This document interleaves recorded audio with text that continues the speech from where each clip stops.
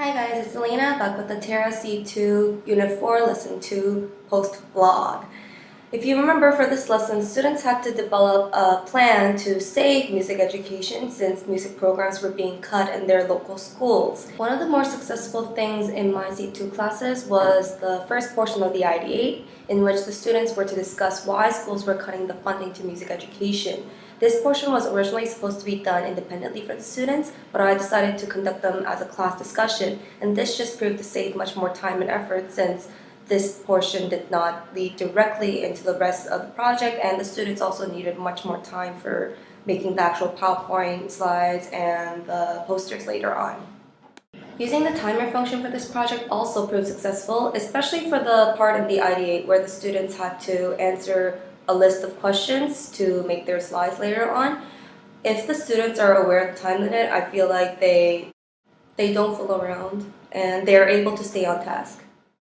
Also, as you can see in the video, dividing up the work among the students also proved successful.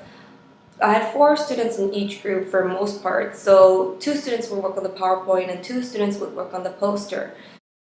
This ensured that the work was done on time and everyone did work equally. One of the issues I had was that the students were not using the list of expressions and sentences that were given to them on the tab.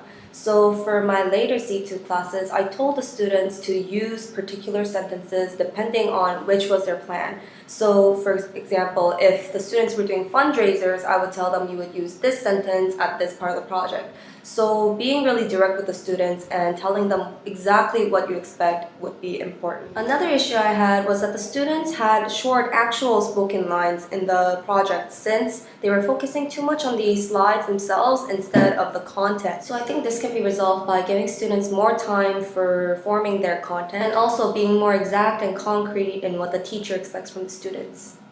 Overall, I was pleased with this project since the students did very well on the posters. It was very fancy, very nicely decorated, and also the slides were very well done. They managed to put a lot of images in there, use different fonts and colors and background, and I'm really looking forward to the next C2 project and see how much they will improve. So thank you for watching my post vlog, guys, and I'll see you guys next time.